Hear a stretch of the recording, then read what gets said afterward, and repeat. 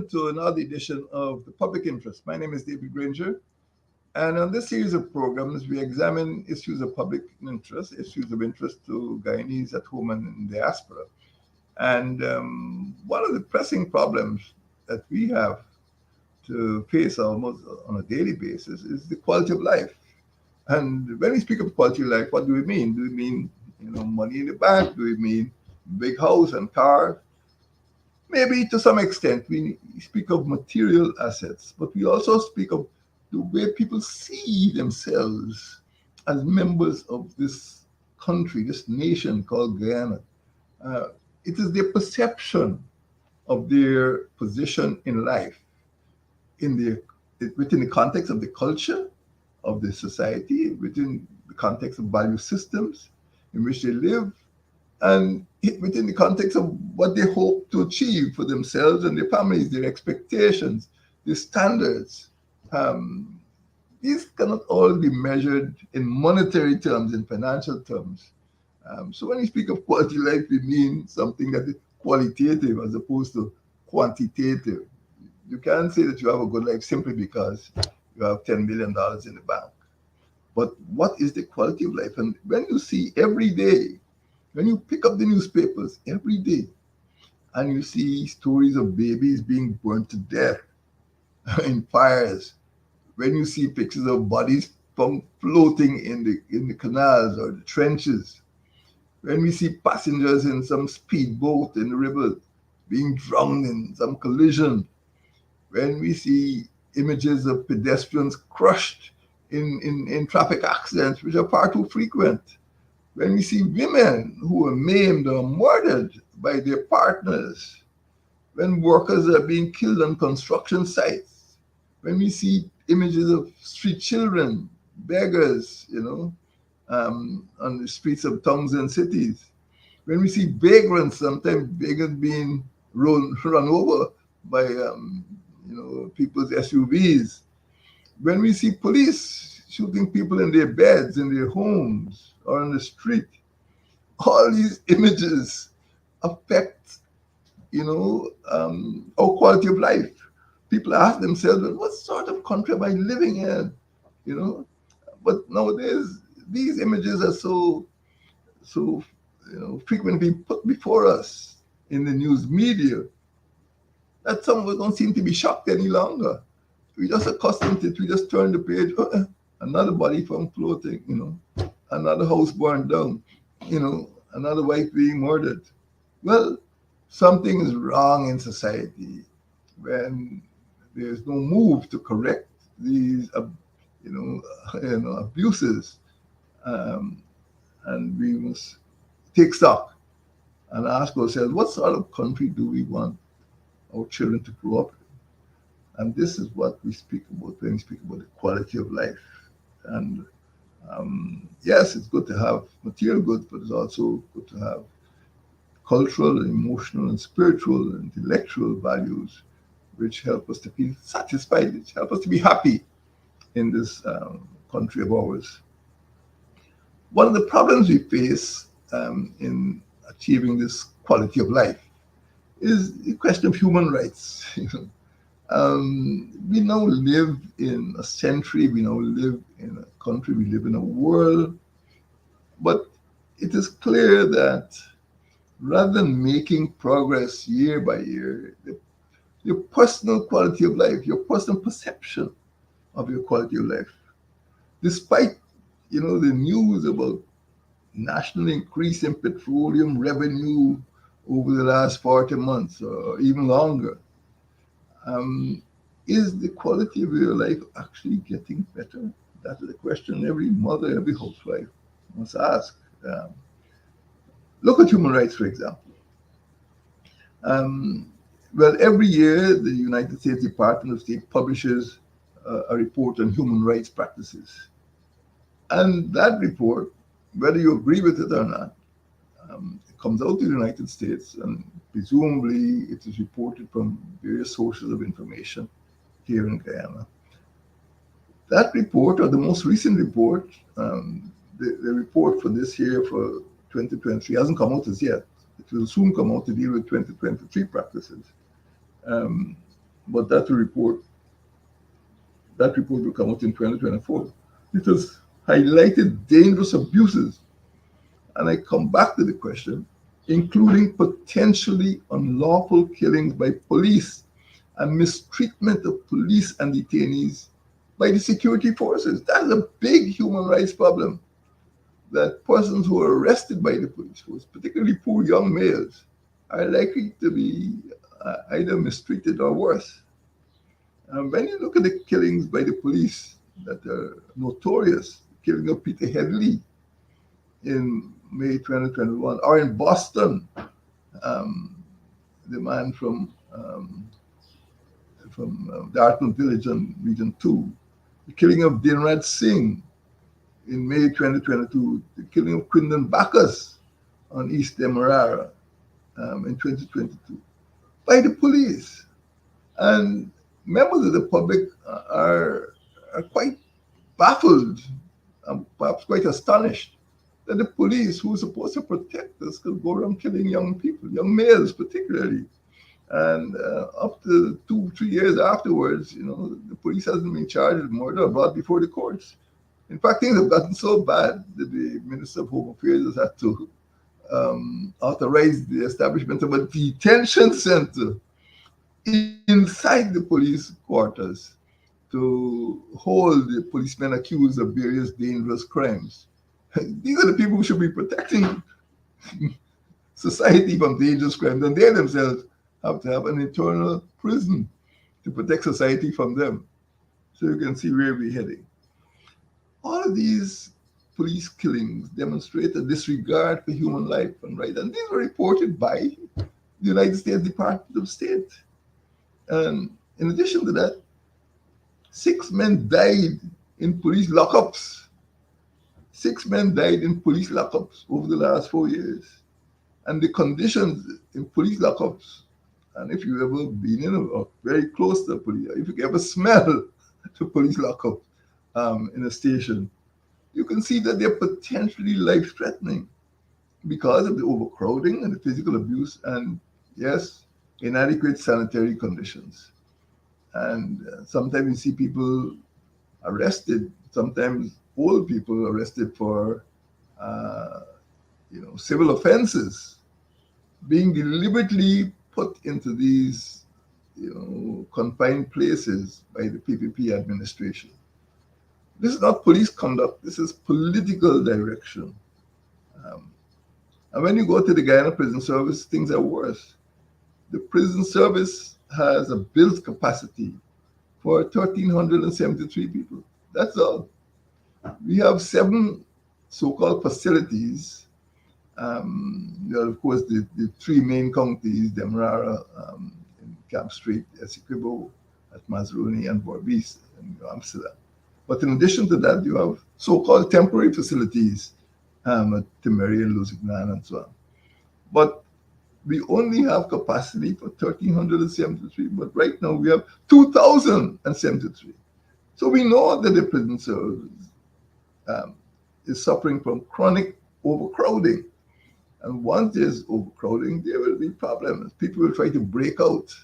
And this is what happened with terrible consequences back in 2022, the famous Mashramani, or the notorious Mashramani breakout. My friends, in addition to the police killings, we have a situation in which our children, young children, underage children, children who should be at school, at primary and secondary school, are being used illegally in labor.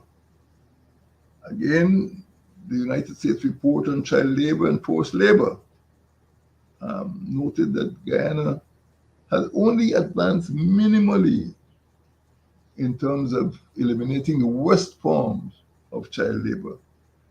Children are subjected to the worst forms of labor, including commercial sexual exploitation. Usually this comes about as a result of human trafficking, not only in the hinterland, but also in the coastline, sometimes in Region 2, sometimes in Region 6, where young girls are brought out of the villages and induced to work as waitresses in restaurants, and they end up being forced into some form of commercial sex. Children are also used, and sometimes these girls are underage. Very frequently, the girls are underage. And when they get pregnant or they become ill, they're just sent back into the villages. It's a terrible trade. And many people are not aware that it is taking place in some of the restaurants, even on the coastline. This is not just something that happens only in the hinterland, in the Kayamous and in the mining areas and the logging camps. This is something that happens also on the coastline. And there's situations with children put to work in dangerous situations and conditions without protective. Well, they're not supposed to be there. It's not a matter of whether or not they have protective equipment, protective personal protective gear. But sometimes on construction sites in mining industry, particularly, you see underage workers, and this means they're children. They should be at school, not at work. And this is something that is reported on annually by the United States Department of State. So we can't pretend that we have a good quality of life when these things are taking place in plain sight, in plain daylight.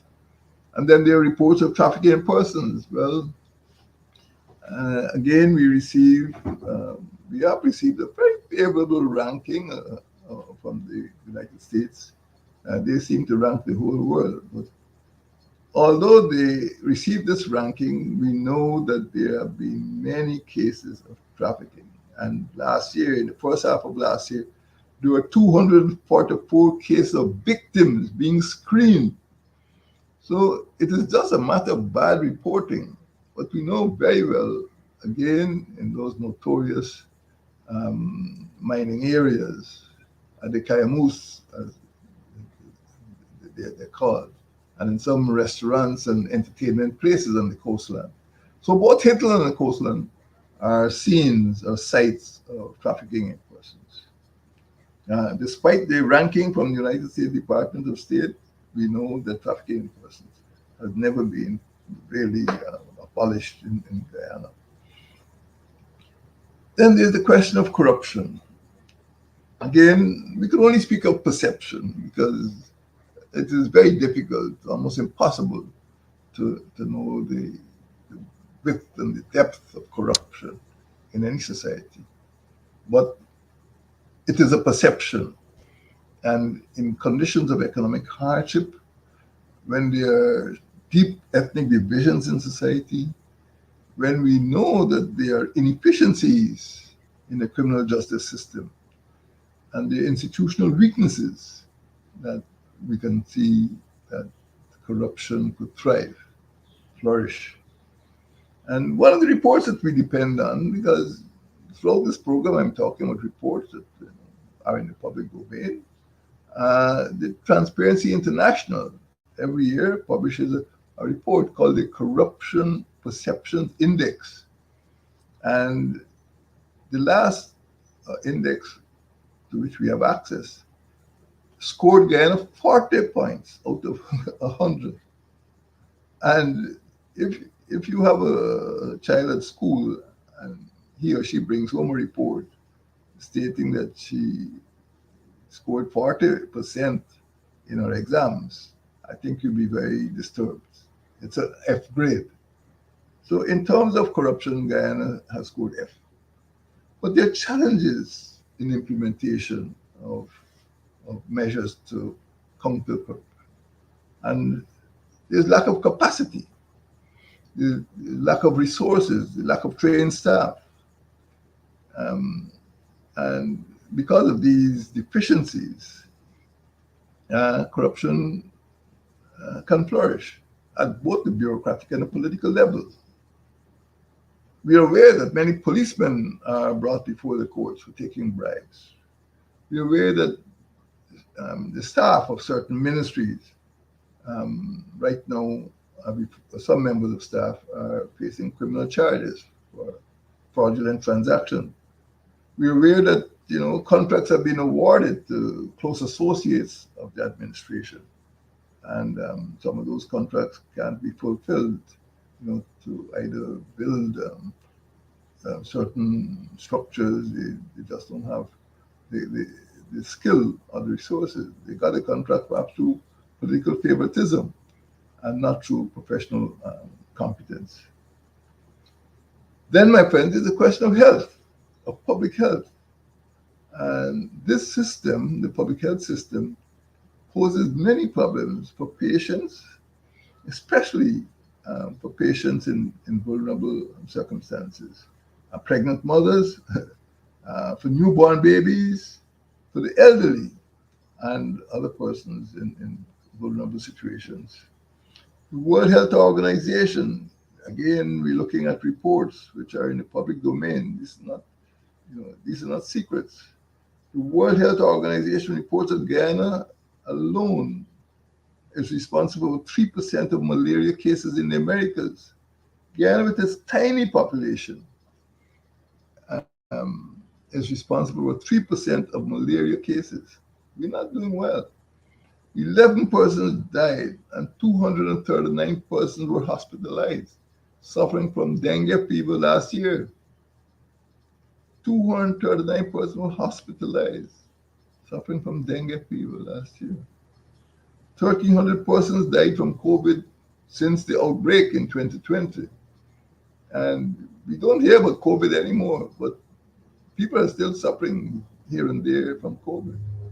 And although we passed the peak of the worst point of the crisis, we have lost 1,300 lives, 1,300 persons have died since the outbreak of that disease, nearly 4 years ago. In fact, this March would mark the 4th anniversary of Patient Zero. Patient Zero.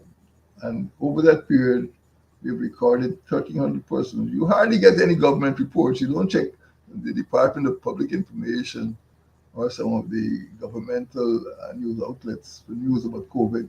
People just stop talking about it, expecting that, don't talk, no problem. Well, that's not true.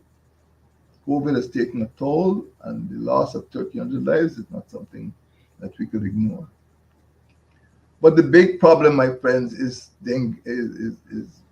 vector-borne disease, particularly dengue, filaria, and malaria. As I pointed out a minute ago, Guyana contributes 3% of malaria-infected cases in the Americas. There's dengue also and filaria. And the problems arise largely from the hinterland, but also many people in the coastal and riverine areas, are affected by the vectors. And that is why the elimination of these vectors is important. Malaria is still one of the leading causes of death in Guyana. Malaria. And many young people, they leave school and without a second thought, they rush to the hinterland. And after a few months, they rush back home with malaria fever, not having access to prophylaxis, not having access to treatment.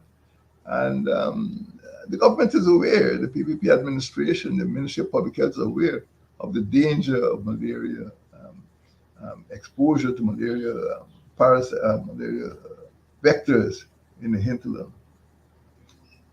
And there's the question of healthcare. Apart from the vector-borne diseases, there are low numbers of skilled personnel, doctors, midwives, nurses, and medical technicians. Many of them end up being overworked, and this aggravates the problem of botheration at the hospitals. About 18 nurses have been leaving the public health service every month since 2022. 219 nurses resigned from the service in 2022. 178 nurses resigned from the Ministry of Health, and 100 of those resignations occurred in the month of May last year alone. Maternal deaths. There were 30 maternal deaths in 2020. In 2021, there were 15. In 2022, there were 17. So you see what direction we're moving towards. We're not getting rid of maternal deaths. The deaths are increasing. Any death is a death too much. Then there's the question of public security. I'm using all these indicators to help you decide whether you are living in a safe country, whether you are enjoying a high quality of life. The murder rate is rising. Yes, in 1957 we had 19. Sorry, in 2020 we had 157 deaths, and in 2021 we fell to 131. But in 2022 we went up to 122, and in 2023 we went back up to 138. That is 138 deaths, over 10 deaths every single month for murders. Gun crimes are a serious human safety concern. Violent crimes, including armed robbery and murder, are pushing skilled persons to emigrate. And some international organizations estimate that 89% of our graduates or students graduating from university migrate. It's one of the worst emigration rates in the world. So we can't pretend that life is very happy in Guyana if people are running away in such numbers. And when they run away, they are not tempted to come back easily. And I can tell you, during my tenure in office, I went to one island in Bahamas, not the whole of Bahamas, one island in Bahamas. And there were over 2 dozen Guyanese graduates at a primary school in the Bahamas. There were over 2 dozen Guyanese graduate teachers in one school, in one island in the Bahamas.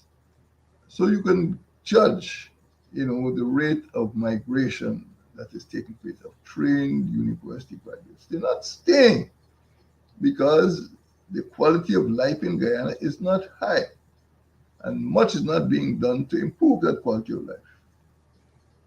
In terms of crimes, 2 persons are murdered and 5 women are raped every week. 2 persons are murdered and 5 women are raped every week in Guyana.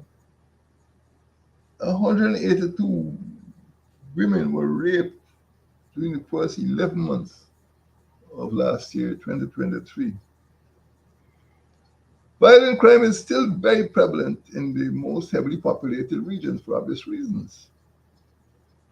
In regions 4, 5, and 6, particularly the coastal region. But a serious crime is committed every day in the hinterland regions, region 1, 7, 8, and 9, Barima Waini, Kuyuni Mazruni, Putaro Sepuruni, and the Rupununi. These include robbery under arms, robbery with violence, and robbery with aggravation. And these robberies constitute 75% of serious crimes in 2022. Then you have the problem of the Venezuelan sindicatos. That is, we call them sindicatos. In Venezuela, they're just gangsters. And they've attacked many camps, many settlements, many villages, particularly in the Kuni-Mazruni region. And while we deploy our defense force and police force on these blue-shirted men on mission to go and clean up Mandela Avenue or pick up garbage, our hinterland villages, our hinterland residents are exposed to Venezuelan threats. The army and police should be on the border protecting our residents, but they are in the city cleaning garbage, which the city council should be doing. That is not the job of the army and police to clean garbage. That those municipal chores must be performed by municipal employees, and the security defense chores must be performed by the security defense forces. That's how I see it. But we've gotten the problem of governance wrong. We've gotten problems of national security quite wrong in this country.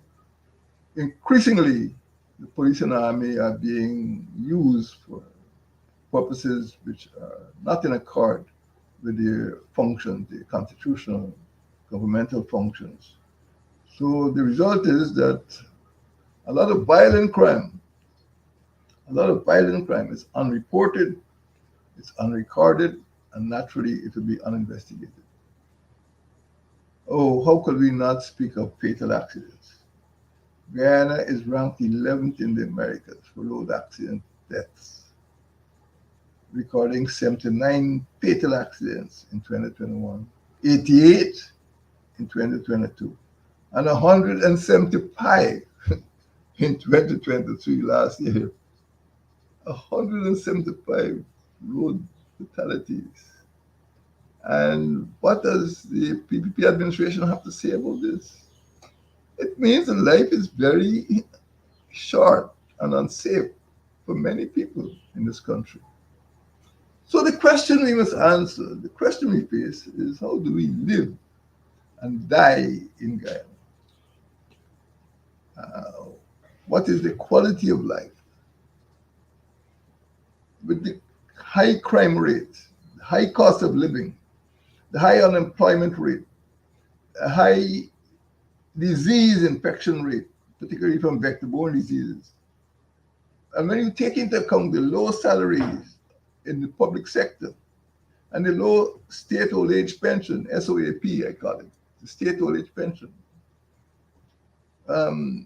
it is quite clear to us all that for poor persons, life in the Cooperative Republic is very difficult and the quality of life is very low.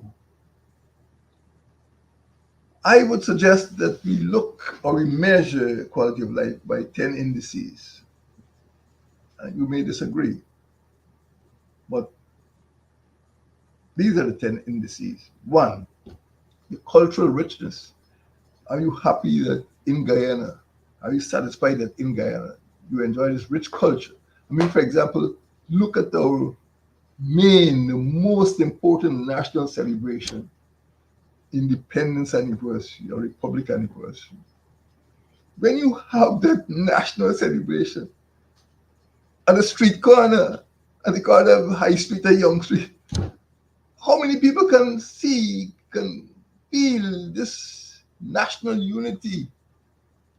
You have a big park, but people refuse to use Durban Park. Yeah? It's the biggest park in the country. It's bigger than Providence, bigger than Leonora. But instead of bringing the Guyanese population together to celebrate these national festivals, Independence and Republic, there's always some street corner. And people cannot sit, they cannot hear, they cannot enjoy, they cannot feel this pride that they're supposed to feel being part of this nation. So the cultural richness has drained away. Access to education. Right now, you see what happened during the teachers' strike. The government simply refused. They put the education of young people at risk by refusing day after day to speak to the teachers' union. And in the final analysis, they had to speak to the teachers' union because there is a problem in the teaching service. There is a problem in the education system. And you will not escape from that problem by being a big bully, by refusing to speak to the teachers. Who will teach the children if you don't speak to the teachers who teach the children? There's a problem of human safety, especially in terms of interpersonal violence and police killings. There's a problem of health care in terms of vector-borne diseases. There's a problem of living in a healthy environment in terms of solid waste management and garbage collection and the pollution of our rivers with single-use plastics. There's a problem of intellectual accomplishment in terms of the quality of our publications in society. There's a question of income, and we've heard how the public servants in the public service, in the teaching service, in the nursing profession, in the defense and security forces are inadequately remunerated. There's a problem of social community support, a problem of spiritual practice, in which people are allowed to practice their religions, in freedom. There's a problem of political representation. That is to say, people go out at local government elections They vote for municipalities. They vote for neighborhood democratic councils. Then you see an administration which disregards the NDCs. What is the point of having local government elections which represent the people?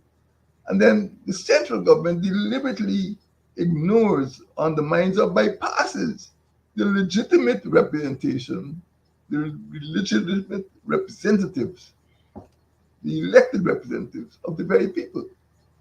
So all of these factors diminish the quality of life. And you can do a checklist for yourself. Ask yourself whether you and your family, your children, are happy in Guyana at present. There has been disdain for the unions, specific unions only, which represent public servants, teachers, and nurses, by refusing to meet and negotiate better conditions for them. This has created a crisis in governance. The administration's disdain for democratically elected regional, municipal, and neighborhood councils has weakened the important role of political participation and representation. And consequently, it's opening a development gap in society, particularly in rural areas and hinterland areas between certain towns and villages. My friends, it is clear that the political administration, the PPP political administration, has a totalistic mindset of control. And that totalism, I don't want to call it totalitarianism, but totalism hampers poor people's quality of life in the context of the culture and the value systems in which they believe, in which they share, and in relation to the goals and expectations and standards. My friends, Guyanese deserve a good life, and they're not getting it. They're not getting it under the PPP civic administration. Thank you, may God bless you.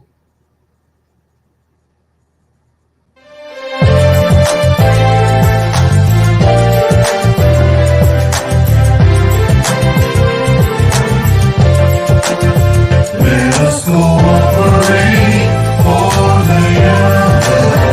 Let us cooperate for our land. Let us resolve to fight together. See we do it right together. Can we do it? Yes, we can.